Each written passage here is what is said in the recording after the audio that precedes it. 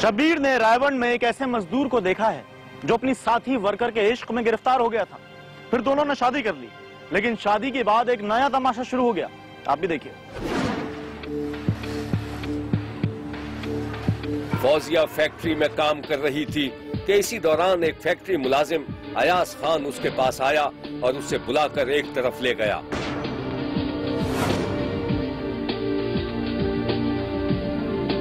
अयाज खान ने फौजिया से कुछ सरगोशी की और वहां से चला गया। फौजिया दोबारा अपने काम में मसरूफ हो गई।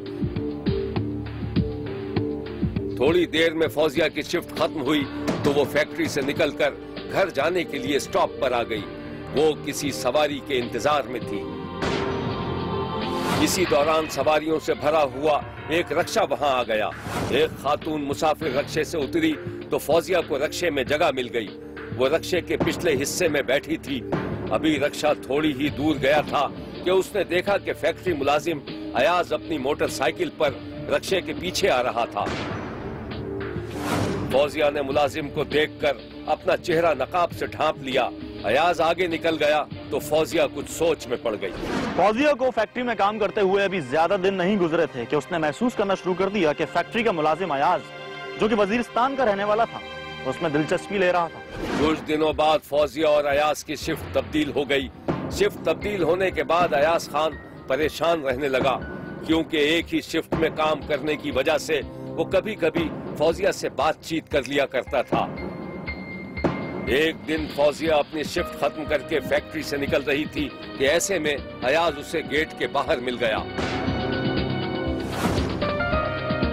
दोनों में अलैक सलैक हुई और फिर अयाज ने फौजिया को मोटरसाइकिल पर घर छोड़ने की पेशकश कर दी।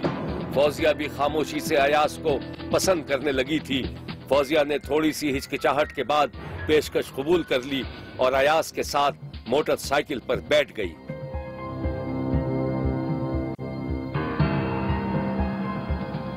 अयाज ने फौजिया को शादी की पेशकश की थी, जो कि फौजिया ने कबूल कर ली थी।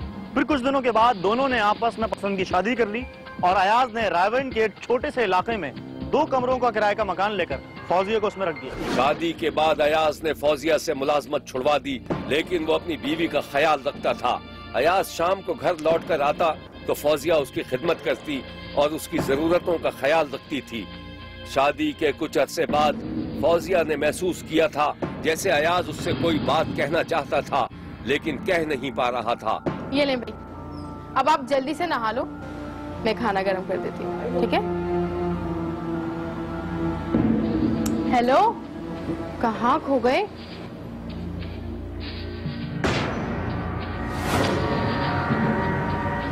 सुनो,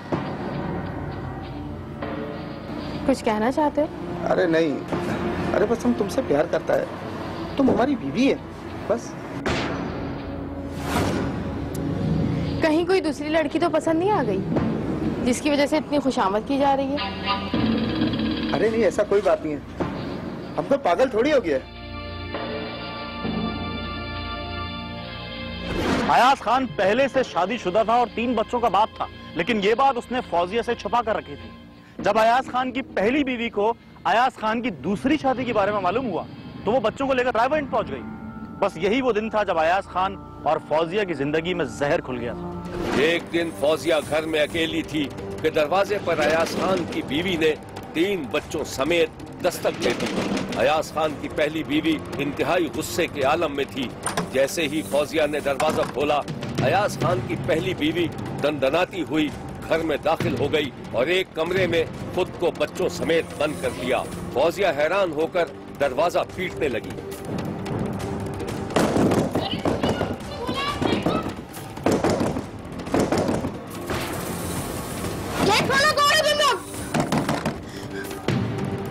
खोलो ना! तू कौन है? हम तो बीवी है अयाज खान का। क्या?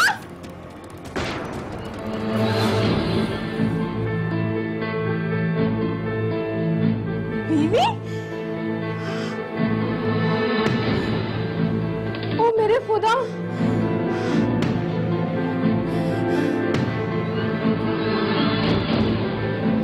अयाज खान, ये हमारे घर में कौन घुस आया है?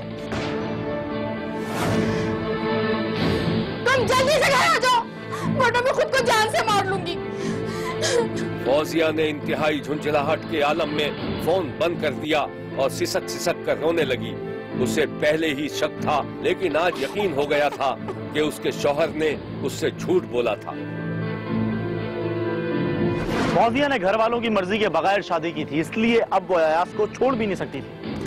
अयाज ने फौजिया को पहली बीवी के साथ रहने पर राजी कर लिया था, लेकिन अब ये घर जहन्नुम का नमूना बन चुका था। अयाज की पहली बीवी माथे पर बल डाले उसके पास आ गई। किस तरह की सफाई कर रही है ये तू? सारा कचरा तो इधर ही पड़ा हुआ है।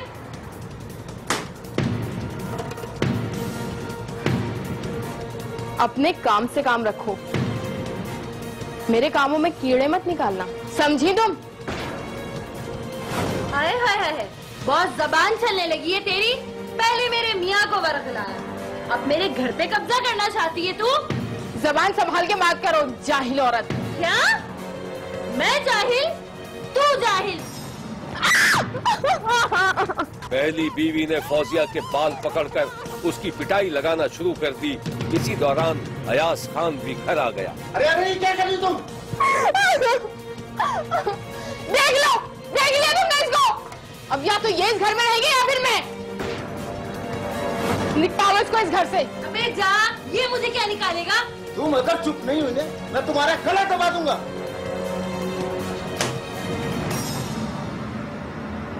अयाज की पहली शादी वट्टे सट्टे पर हुई थी। दूसरी शादी के बाद अयाज के साले और खुद अयाज के घर वाले भी इसके खिलाफ हो गए। अयाज भी अब रोज रोज की मुसीबत से तंग आने लगा था और उसे एहसास हो गया था कि दूसरी शादी करके उसने एक नई मुसीबत खड़ी कर ली है।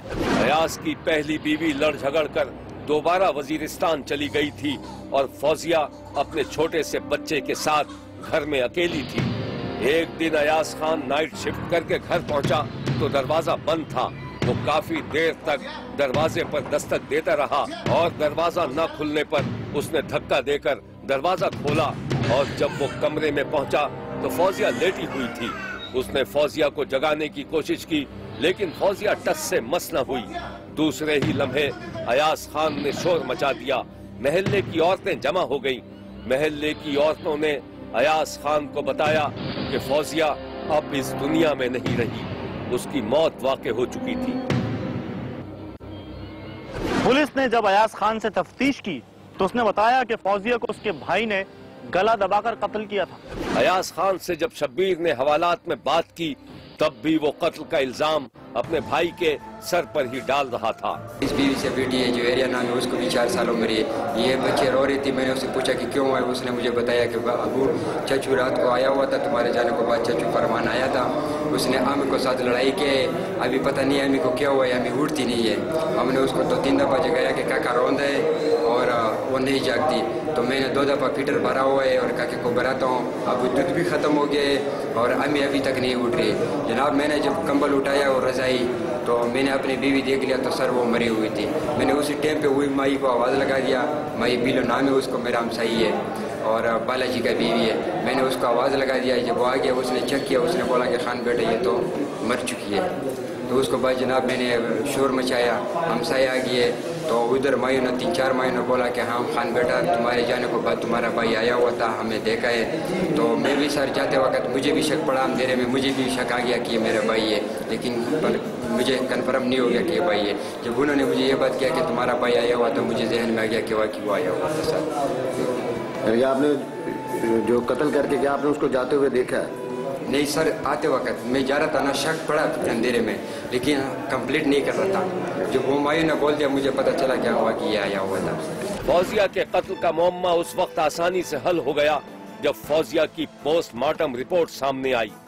पुलिस ने सख्ती से तफ्तीश की तो अयाज खान ने अपनी बीवी के कत्ल का इतराफ कर लिया। पुलिस ने इस केस के बारे में जो मौक़िफ़ इख्तियार किया था वो ये है। कैसे एविडेंस इकट्ठी की, फोरेंसिक लैब को कॉल किया, उसका पोस्टमार्टम करवाया। लेकिन जब इंटेरोगेट किया गया मामला, पोस्टमार्टम रिपोर्ट आई और एविडेंस रिपोर्ट आई सारी, उसमें ये क्लियर हुआ कि जो अयाज ने स्टोरी बताई थी उससे बिल्कुल डिफरेंट तफ्तीश सामने आई। और दौरान तफ्तीश ये रिजल्ट सामने आया कि अयाज ने अपनी बीवी को मर्डर किया था। तो पहली बीवी और ये फौजिया बीवी दोनों इकट्ठे एक ही घर में रिहाइश पजीर थी। इस वजह से इनका काफ़ी घरेलू नचाकी रहती थी। इस पे ये जज्बाती होकर बाद का तशद्दुद भी करता था। एक दो दफ़ा वो नाराज़ होकर अपने मेके से भी वापस चली गई। तो उस दिन भी इसी तरह ही हुआ कि इनकी आम घरेलू मामले पे आपस में तलब कलामी हुई, जिस पर इसने जज्बाती होकर तो उसका गला दबा दिया। तो अभी मुलज़म गिरफ्तार हो चुके हैं, तो इसके जो चलान है वो तैयार करके तो कंसर्न कोर्ट में हम सबमिट कर रहे हैं। कोर्ट राधा किशन की रिहायशी फौजिया बीवी के कत्ल के बाद उसके वालिदैन बुझ कर रह गए और इंसाफ का मुतालबा करने लगे। साडा कातल ही है, साडी धी दा साडा यह मुलजम है, साडा यह कातल है। सानू इंसाफ नहीं मिलता पे, सानू इंसाफ मिले 2 महीने हो गए ने, सानू इंसाफ नहीं देते पे। जेडी पुलिस है साडी गल ही नहीं सुनती। शब्बीर को मालूम हुआ है कि पुलिस ने अयाज और उसके भाई दोनों के खिलाफ मुकदमा दर्ज करके अयाज को बीवी के कत्ल के इल्जाम में गिरफ्तार कर लिया था, लेकिन उसका भाई अभी तक मफरूर है। शब्बीर ने कातिलों को सख्त से सख्त सजा देने का मुतालबा किया है। देखते रहिए, क्योंकि कोई देखे न देखे, शब्बीर तो देखेगा। मुल्क भर से मजीद कहानी और उनकी तफसीलात के साथ फिर मुलाकात होगी।